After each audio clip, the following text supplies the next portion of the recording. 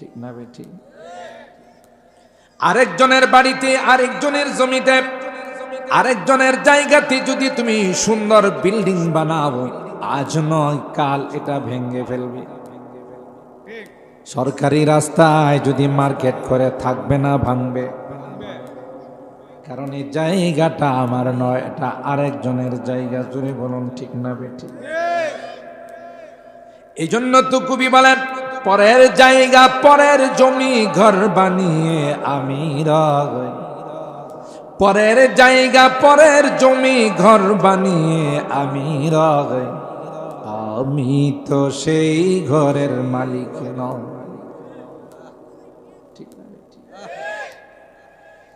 আর হারাম আল্লাহ ক্লিয়ারলি বলে দিয়েছেন, এ পৃথিবীর মানুষেরা, দুইটা দল পৃথিবীর মধ্যে বসবাস করবে। একটা হবে রে আমার দল, আর একটা হবে শয়তানের দল।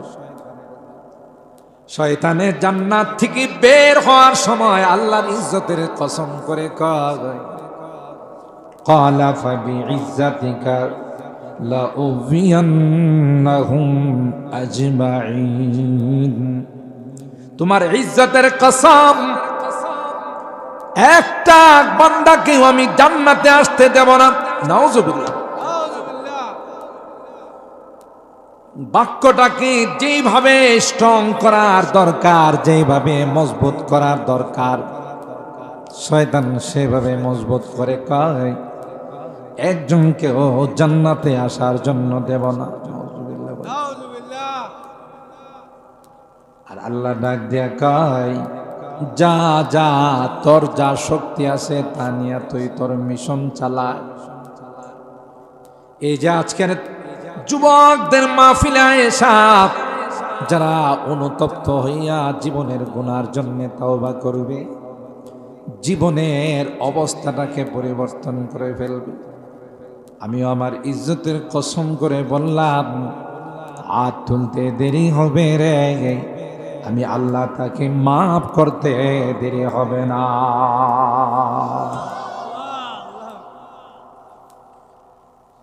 আমার ভাইরা, এই জন্য আল্লাহ কোরআনে কারীমের মধ্যে ক্লিয়ারলি জানাই দিয়েছেন, ইয়া আইয়ুহান নাস ইন্না ওয়াদাল্লাহি হাক্ক ফালা তাগুররান্নাকুমুল হায়াতুদ দুনিয়া ওয়ালা ইয়াগুররান্নাকুম বিল্লাহিল গরুর। হে পৃথিবীর মানব সকল, ওয়াদা দুই দিক থেকে হবে। একটা হবে আমার দিক থেকে, আর একটা হবে শয়তানের দিক থেকে। শয়তানের যত ওয়াদা করব সব ডাহা মিথ্যা, কারণ হের জন্মের মধ্যে দোষ আছে। সমাজের মধ্যে যদি কেউ খুব খারাপ হয়, দুষ্ট হয়, অনেকে কয় না যে মনে হয় একটু সমস্যা আছে, গোড়াতে সমস্যা আছে, জাতে সমস্যা আছে। ওয়াকানা মিনাল জিন, এটা তো লেবাস আবাস, পোশাক আশাক লাগায়া বুজুর্গ সাজে, আল্লাহওয়ালা সাজে, আসলে তো জাতে কাফের। শয়তান জাতে কি? কাফের। কিন্তু লম্বা জুব্বা লাগায়া, পাগড়ি পগড়ি লাগায়া বুঝাইছে যে আমি সবচেয়ে বড় বলি। আসলে এটা তার আসল পোশাক না, এটা ধোঁকা দেওয়ার পোশাক। এটা হলো শয়তানের আসল চরিত্র। এইভাবে হতে হতে সে তাউসুল মালাইকা, মুআল্লিমুল মালাইকা, পরিবাপ্তি ফেরেশতাদের সে টিচার হয়ে গেছে, শিক্ষক হয়ে গেছে। কিন্তু ভিতরটা কি ছিল না? পরিষ্কার ছিল না। নিজের অপরাধের কারণে, নিজের পাপের কারণে, বেয়াদবির কারণে, আল্লাহর সঙ্গে নাফরমানি করার কারণে আল্লাহ বলেন ফাখরুজ মিনহা ফাইন্নাকা রাজিম। বের হ, খবিশ কোথাকার, নাফরমান কোথাকার, মরদুদ কোথাকার, বিতাড়িত কোথাকার। ওয়া ইন্না আলাইকা লা'নাতি ইলা ইয়াউমিদ্দিন, তোর উপর আমার অভিশাপ কিয়ামত। সন্তান দুই রকমের হয়। কিছু সন্তান হলো মা বাবা যদি রাগ করে, বুঝে যে আমার দুনিয়াও বরবাদ পরকালও বরবাদ, এই জন্য ভুল করলে মা বাবার কাছে যায় ক্ষমা চায়, যে বাবা আমি বুঝতে পারছি না, আম্মা আমি বুঝতে পারছি না, আব্বা আমি বুঝতে পারছি না, আমারে মাফ করে দেন। ঠিক না? এটা হলো আসল সন্তান।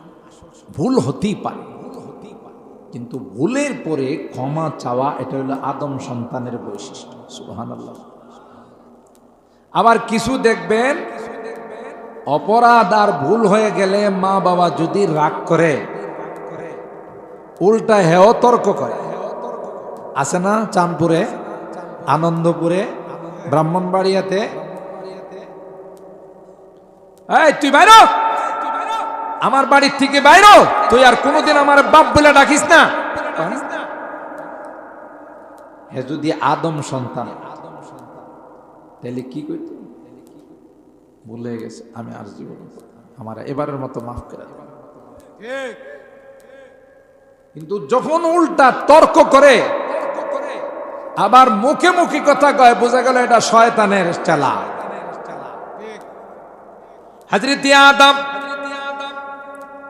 আল্লাহ বললেন আদম হাওয়া তোমরা জান্নাতে থাকো, জান্নাতের যে কোনো ফল খাও, কোনো নিষেধ নাই রে, যেখানে ইচ্ছা সেখানে বিচরণ করো যাও, কিন্তু ওয়ালা তাকরাবা হাযিহিশ শাজারা ফাতাকুনা মিনাজ জালিমিন। ওই গাছটার ফল খাওয়া তো দূরের কথা, ওইটার ধারে কাছেও কিন্তু যাওয়া যাবে না। এখানে অনেক কাহিনী আছে, কারণ হযরতে আদমকে তো আল্লাহ জান্নাতের জন্য বানান নাই, দুনিয়ার জন্য বানাইছেন। কোনো না কোনো অজুহাত দিয়ে তো আল্লাহ দুনিয়াতে পাঠাবেন, ঠিক না বেঠিক? এটার জন্য আল্লাহ বলেন সব খাও, কিন্তু এই গাছের কাছেও যেও না। আর আল্লাহ জানেন না করলেও যাইব, না করলেও যাইব। মানুষকে যে জিনিসের প্রতি মানুষকে বারণ করা হয়, নিষেধ করা হয়, দেখবেন এটার প্রতি মানুষের আকর্ষণ বেশি থাকে। আমি যদি এখন আপনাদেরকে বলি যে আপনারা কেউ এখান থেকে বেরিবাদে যায় না, একটু সমস্যা আছে, একে একে দেখবেন আমারে ফালায় পুরা প্যান্ডেলটা খালি হয়ে গেছে। একজন আরেকজনকে বগিরি হুজুর জিতু খুশি হয়ে যাইতে না করছে মনে কিছু শিক্ষায় বড় অজনম নেই কথা কয়। কি জন্য? এটা মানুষের স্বভাবগত ব্যাপার। যেই জিনিস নিষেধ করা হয় এটার প্রতি মানুষের আকর্ষণ। যদি এখন আমি আপনাদের মা বলি যে কালকে সকাল পর্যন্ত কেউ দারমা বাজারে যায় না, মজলিশপুর বাজারে কেউ যায় না, নৌকা একটা ভাড়া করলো, কয়েকজন যে বলছে হুজুর জিতু না করছে ওখানে কি আছে একটু দিকে। এটা হলো মানুষের সৃষ্টিগত স্বভাব। যেই জিনিস নিষেধ করা হয় ওইটার প্রতি মানুষের আকর্ষণ বেশি থাকে। কথা বলেন ঠিক কিনা?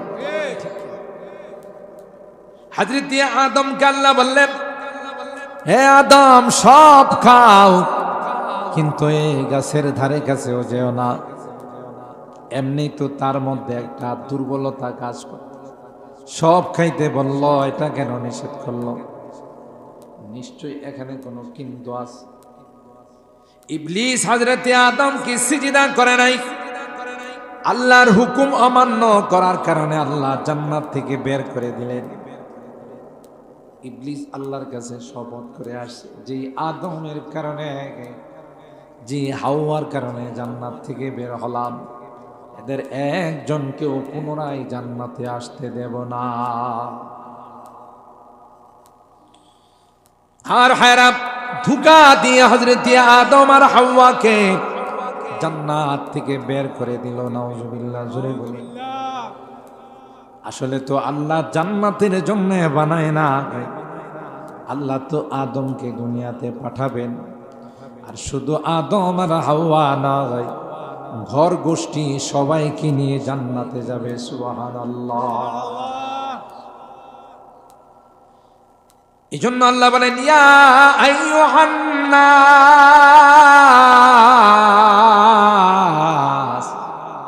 ইন্না ওয়াদাল্লাহি হক। হে মানব সকল, একদিক দিয়ে আমি আল্লাহ তোমাদের ওয়াদা করেছি রে, মিনাল বাসি ওয়াল হিসাবি ওয়াল জান্নাতি ওয়াস সিরাত ওয়াল মিজান। আমাদের মরার পরে কিন্তু আরেকটা জিন্দেগির সূচনা হবে। ওই জিন্দেগিটার নাম হলো বরজখের জিন্দেগি, কবরের জিন্দেগি। ঠিক না বেটি? মনে করবা না আমি মরে গেলাম, জিন্দেগি শেষ হয়ে গেল। সমাজে দেখবেন কেউ যদি অসুখে ভুগে, কেউ যদি কোনো কষ্টে থাকে, মাঝে মধ্যে কয়া বলে আল্লাহ আমারে মত দেয় না কিল্লে। সাবধান, এরকম বলবেন না, বরং বলবেন আল্লাহ আমার উপর যেভাবে খুশি আমিও সেইভাবে খুশি। তাইলে আপনি অসুস্থতার মধ্যে সবর করে, বিপদে সবর করে, ধৈর্য ধারণ করেও আপনি আল্লাহর জান্নাতের মেহমান হয়ে যাবে। ইন্নাল্লাহা মা'আস সাবিরিন, আল্লাহ ধৈর্যশীলদের সঙ্গে থাকেন। এই জন্যে এই কথা বলতে নাই যে আমার মৃত্যু হয় না কেন, সময় মতো হবে, এক সেকেন্ড আগেও নয়, আল্লাহর বিধান। কিন্তু আল্লাহ পাক আমাদের কি বলে দিলেন, এটা হলো ক্ষণস্থায়ী জিন্দেগি, চিরকাল এখানে থাকার জন্য আমি আল্লাহ পাঠাই না। কিন্তু তোমাদের সঙ্গে ওয়াদা করলাম, মিনাল বাথি 40 কদম তোমারে শুয়াইয়া এলাকার মানুষ আসতে দেরি হবে গো। মুনকার নাকির আয়সা তোমাকে ইন্টারভিউ নিতে, পরীক্ষা নিতে দেরি হবে না।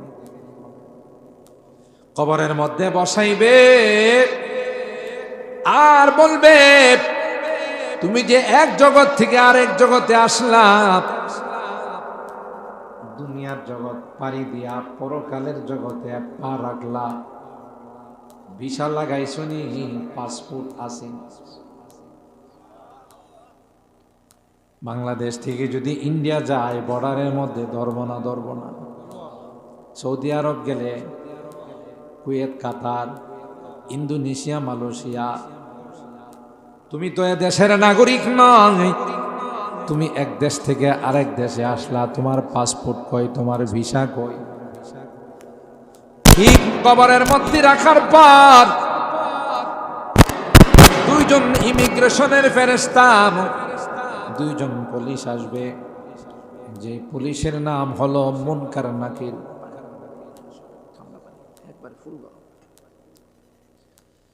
মুনকার নাকির বলবে, মার রব্বুক, এ ভাই তুমি যে দুনিয়ার জিন্দেগি থেকে বরজখের জিন্দেগিতে আসলা, কবরের জিন্দেগিতে আসলা, পাসপোর্ট কই রে, ভিসা কই?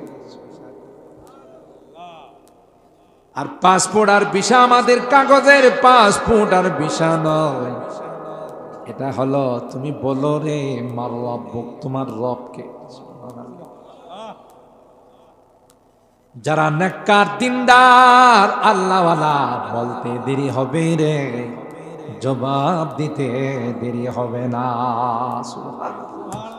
এই যে আপনারা কত মানুষ বাড়ি ঘুমাই রয়েছেন, কত ওয়াজ হই রে, ওয়াজে যাওয়ান লাগবে, ওয়াজে গিয়া কেড়া কিতা কিনা লাইছে, কয়টা বাড়ি ওড়াই লাইছে, কয় লক্ষ টাকা কামাই লাইছে, কয় না? এদের কলম নষ্ট হয়ে গেছে। ভালো জিনিস তাদের কাছে খারাপ লাগে, খারাপ জিনিস ভালো লাগে। ঠিক না বেঠিক? বুঝতে হবে যে কলবের মধ্যে সমস্যা হয়ে গেছে। আর যাদের মাহফিল ভালো লাগে, নসিহত ভালো লাগে, কোরআনের আলোচনা ভালো লাগে, দ্বীনের কথা যাদের ভালো লাগে, বুঝতে হবে যে দিলটা এখনো পরিষ্কার আছে। সুবহানাল্লাহ। এই জন্য মুনকার নাকির আইসা প্রশ্ন করতে দেরি হবে। যারা শীতের মধ্যে ঠান্ডা পানি দিয়া উজু কইরা নামাজে গেছে, মাহফিলে বসে রইছে, কোরআনের কথা শুনছে, এরা মুনকার নাকির কইব, মিয়া বুঝো না, কম্বল বাদ দিয়া লেপ বাদ দিয়া যায় মাহফিলের নিচে বসে রইছি ফ্লোরের মধ্যে, মাটির মধ্যে, তোমার এই প্রশ্নের জবাব দেওয়ার জন্য। মার রাব্বুক, যখন বলবে তোমার রব কে, জবাব দেবে রব্বি আল্লাহ, আমার রব আর কেউ নয়, আমার রব হলেন একমাত্র আল্লাহ। আপনারা আমারে প্রশ্ন করতে পারেন, হুজুর আমরা তো আনন্দপুরের মানুষ, চাঁদপুরের মানুষ, আমরা তো বাংলা ছাড়া কিছু বুঝি না, আপনি বাংলা কইতাছেন, এই জন্য আমরা কিছু বুঝতেছি। ফেরেশতা যদি আমগো আরবিতে কয় তাহলে এটা তো বুঝবো না, কি কইতেছে না না কইতেছে, কয় না, তখন আপনি আরবি বুঝবেন, আরবি কথাও কইতে পারবেন। সুবহানাল্লাহ। কে দিবেন এই শক্তি? এখন যে বাংলাতে কথা বলেন, এই শক্তি কে দিছে? আরবরা যে আরবিতে কথা কয়, কে দিছে? আমেরিকানরা যে ইংলিশে কথা কয়, এই শক্তি কে দিছে? ইন্ডিয়াওয়ালারা যে হিন্দিতে কথা কয়, এই শক্তি কে দিছে? পাকিস্তানওয়ালারা যে উর্দুতে কথা কয়, এই শক্তি কে দিছে?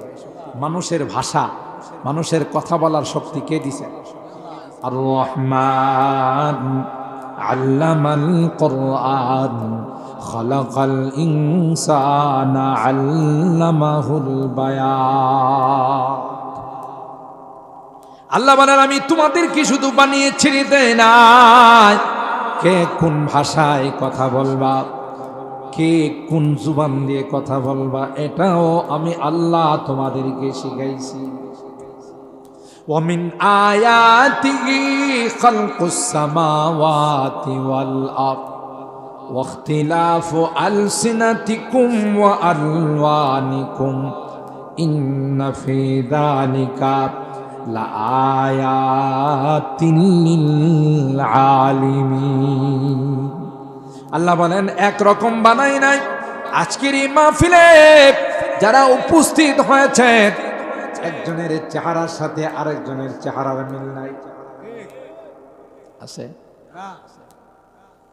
আঙ্গুলের ছাপ নেয় না দলিল করতে গেলে, আঙ্গুলের টিপ দেন, টিপ দেন, এটা বুঝেননি কি লাগে? এটা ইংলিশে বলে ফিঙ্গার, ফিঙ্গার চাপ। এই যে আমার বৃদ্ধ আঙ্গুলের যে দাগগুলো আছে, এটা পৃথিবীর কাহারোর সাথে মিলবে না। সুবহানাল্লাহ। কালকে কয়ে এই বেশকমটা কে করছে? এই জন্য যারা সিগনেচার করতে পারে না তাদেরকে বলেন যে আপনি বৃদ্ধাঙ্গুল দিয়া চাপ দেন, টিপ দেন। একটা মানুষের আঙ্গুলের সাথে আর একটা মানুষের আঙ্গুলের মিল নাই। এটা তো স্বাস্থ্যমন্ত্রী বানাইছে, হ্যাঁ? এফসিবিএস এফআরসিএস করা ডাক্তাররা বানাইছে, এমবিবিএস ডাক্তাররা বানাইছে। কে বানাইছে? আল্লাহ। আল্লাহ বলেন, গোলাপ একরকম করে বানাই নাই। একজনকে লম্বা, আরেকজনকে খাটো, একজনকে সুন্দর, আরেকজনকে কালো করে বানাইছে। কে বানাইছে? আল্লাহ। এটার মধ্যে দুনিয়ার কোনো মানুষের হাত নাই। আল্লাহ বলেন, আসমানটাকে বানাইলাম, জমিনটাকে বানাইলাম, গোটা আসমানের মধ্যে কোথাও কোনো রকমের পিলার নাই। জোরে বলুন ঠিক কিনা? পারবে দুনিয়ার কোনো মানুষ একটা সামিয়ানা বানাইতে পিলার ছাড়া? কথা বলেন। এ মুসলমান, খুব ভালো করে মনে রাখেন, আল্লাহ পাক রব্বুল আলামিন গোটা আসমানটাকে বানাইছেন, কোথাও একটা পিলারও নাই। জোরে বলুন সুবহানাল্লাহ। দেখেন, যদি নদী ভরাট করেন, পুকুর ভরাট করেন, পানির মধ্যে যদি বালু ফালায়, এটা নরম থাকে না শক্ত হয়? নরম। আস্তে আস্তে যখন শুকায়, তখন আস্তে আস্তে এটা শক্ত হয়। আল্লাহ বলেন, গোটা পৃথিবীটাকে আমি আল্লাহ পানির উপর মাটি বানাইলাম। ও বান্দা, তোমাদের চলাচলের মধ্যে সমস্যা হবে, এই জন্য তোমাদের যেন কষ্ট না হয়, আমি আল্লাহ বিভিন্ন জায়গাতে বড় বড় পাহাড় বানাই দিলাম।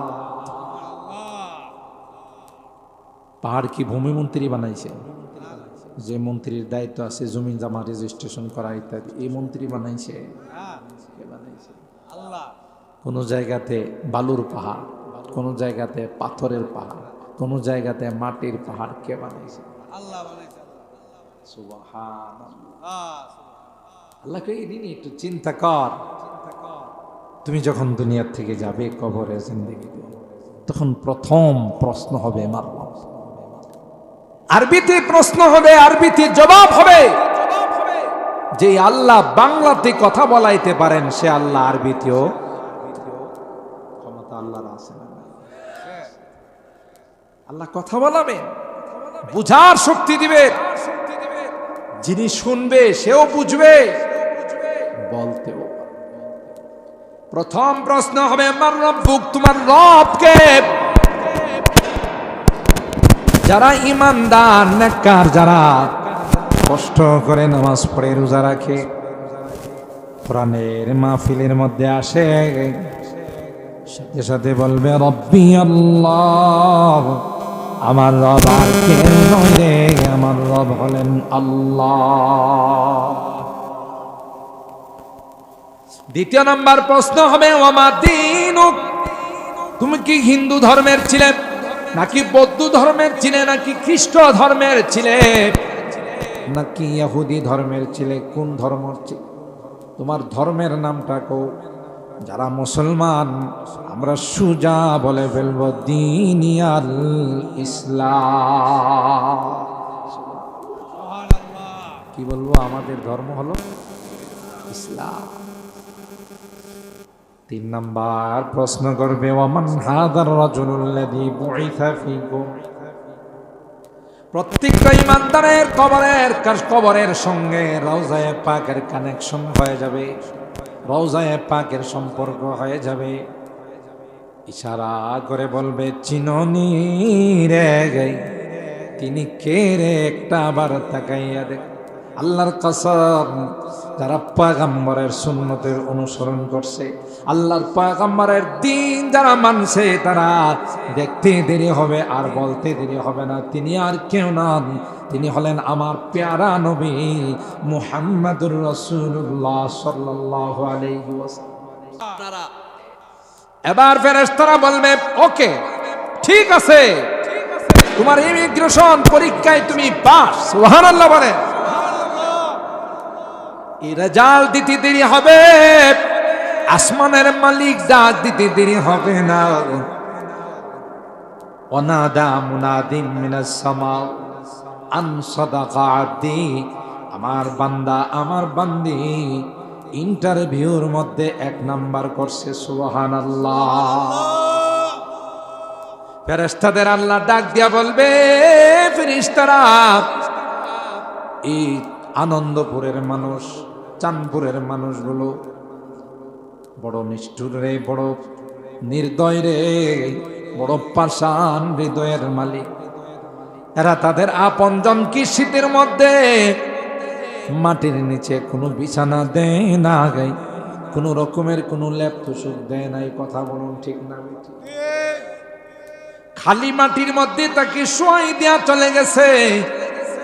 তাই দেরি করো না, আমার বান্দা পরীক্ষায় যেহেতু পাস, আমার বান্দাকে জান্নাতি গালিচা বিছাই দাও।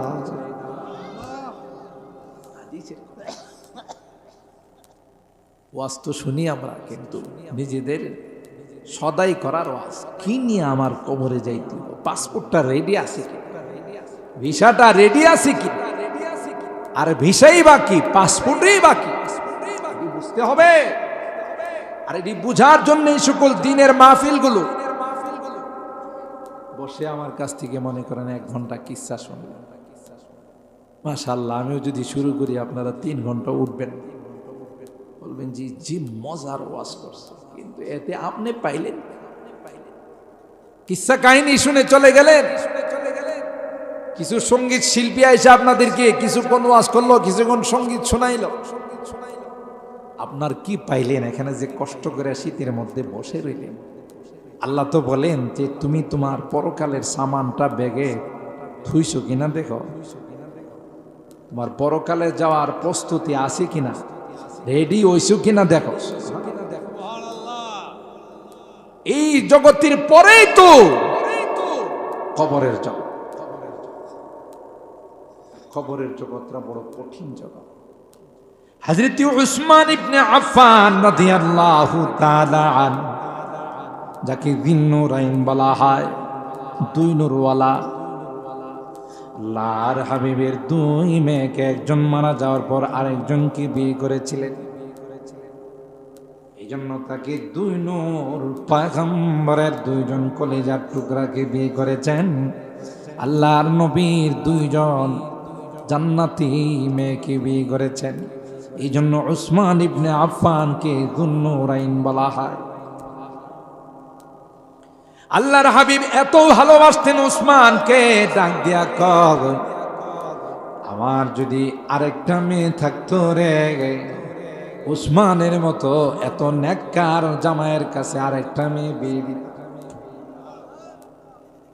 উসমান ইবনে আফফান অনেক ধনী সাহাবী ছিলেন, নিজের সম্পদ সব আল্লাহর রাস্তায় বিলিয়ে দিয়েছেন।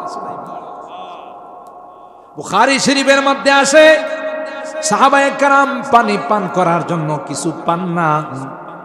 ইহুদির একটা কুয়া আছে, 400 দিরহাম দিয়ে কিনা লাগে।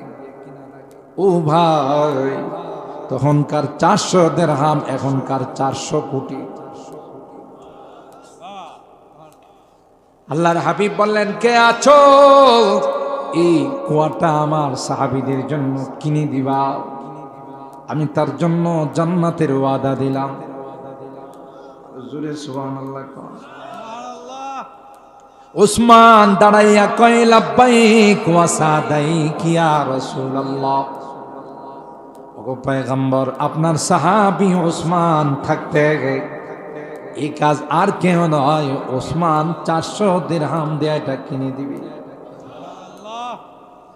दुनिया ये सखावत में तेरा नाम रहेगा, दुनिया ये सखावत में तेरा नाम रहेगा, उस्मान तेरा नाम से इस्लाम फैलेगा, दुनिया ये शुजाअत में तेरा नाम रहेगा, दुनिया ये शुजाअत में तेरा नाम रहेगा, हैदर तेरा नाम से इस्लाम फैलेगा। খাইবরের যুদ্ধে পয়গম্বর বলেন, পতাকা আরেকজন সাহাবী হাতে নিবে গো।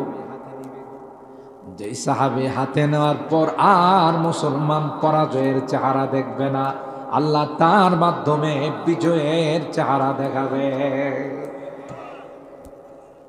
তিনি কে? শেরে খুদা হযরত আলী কাররামাল্লাহু ওয়াজহা। হযরত উসমান এত বড় সাহাবী, ইসলামের 3 নম্বর খলিফা, মুবাশশার বিল জান্নাত, দুনিয়াতে থাকতেই জান্নাতের সুসংবাদ পেয়েছে। হযরত উসমান যখন গুরুস্থানের পাশে যান, উসমানের কান্না ধরে রাখতে পারেন। উসমান কান্দে রে, চোখ দিয়া পানি পয়রা, গাল ভাসে, দাড়ি ভিজে, পানিগুলো টপ টপ করে পড়তে থাকে। সাহাবায়ে কেরাম বললেন, উসমান, জান্নাতের আলোচনা হয়, জাহান্নামের আলোচনা হয় রে উসমান, তোমাকে এত কান্দে দেখি।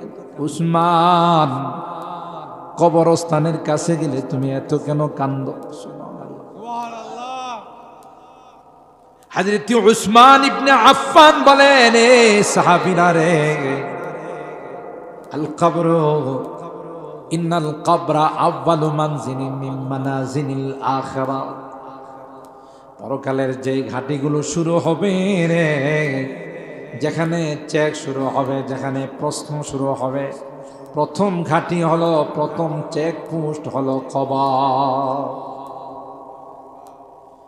কবরে ইমিগ্রেশনের ফেরেশতার কাছে যদি আমি ধরা পড়ে যাই, তাইলে বাকিগুলো আমার জন্য কঠিন হয়ে যাবে।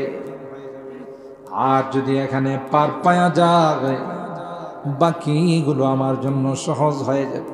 আমি জানি না আমি কবরে ধরা পড়ব না ছাড়া পড়ব।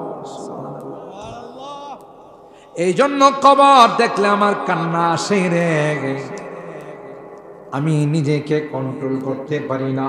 ও ভাই, নবীর সাহাবী ওসমান ইবনে আফফান, ইসলামের 3 নম্বর খলিফা, আল্লাহর পয়গম্বরের 2 মেয়ের জামাই, জান্নাতি সুসংবাদ প্রাপ্ত সাহাবী ওসমান যদি কবর দেখলে কান্দে, তাইলে আমার আপনার কি অবস্থা হবে? জোরে কোন সুবহানাল্লাহ। ওসমানের যদি অবস্থা হয়, তাহলে আমার আপনার কি অবস্থা হবে? হযরতে আবু বকর গাছের ঢালে যদি পাখি বসা দেখছে, পাখির দিকে তাকিয়া আবু বকর কান্ত আর বলতো আলাইতানি কুনতু আখরাসা ইল্লা আন যিকরিল্লাহ। আল্লাহ, আমি যদি পাখিটার মতো হয়ে যাইতাম তাইলে কত ভালো হতো। এই পাখিটার কোনো হিসাব নাই, আমি আবু বকরের হিসাব হবে রে। আমি আবু বকরের জীবনের হিসাব নিকাশ দিতে হবে। সুবহানাল্লাহ। জমানা বয়ক হালে রেহতা নাহি, জমানা বয়ক হালে রেহতা নাহি, গুज़िश्ता ज़माना फेर आता नहीं, गुज़िश्ता ज़माना फेर आता नहीं। ও ভাগ যায় দিন আর কোনোদিন ফেরত আসে। 2023 সনকে আর কোনোদিন পাওয়া যাবে? 24 সন শুরু হয়ে গেছে, 24 যাবে রে, 25 যাবে। জামানা কাল তার গতিতে চলতে থাকে। 24-এ আমি থাকবো না, 25-এ অমুক থাকবে না, 26-এ অমুক থাকবে না, কিন্তু জামানা তার গতিতে চলতে থাকবে। मौत जिस दिन आ गई मुर्दा की हालात क्या हुई, मौत जिस दिन आ गई मुर्दा की हालत क्या हुई, रूह तन से उड़ गई मुर्दा की हालत क्या हुई। আমার এই পিঞ্জিরার থেকে, খাসার থেকে পাখিটা যখন উড়ে চলে যাবে কি হবে? আমার আশপাশে মানুষগুলো কাঁদবে, হায় হায়, আমার সন্তানদের আর্তচিৎকারে আকার বাতাস ভারী হয়ে যাবে। বন্ধু বান্ধব আত্মীয় স্বজনের কান্নায় কান্নার রুল পড়ে যাবে, কিন্তু আমাকে কেউ রাখতে ঠিক না? ঠিক। मौत जिस दिन आ गई मुर्दा की हालत क्या हुई, रूह तन से उड़ गई है मुर्दा की हालत क्या हुई। ওই তুই তের অতীতের ইতিহাস তালাশ করে দেখো, অতীতের ইতিহাস তালাশ করে দেখো, কারণ ছিল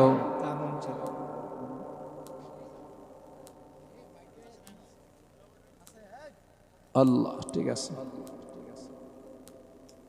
আল্লাহ, হ্যাঁ ঠিক আছে।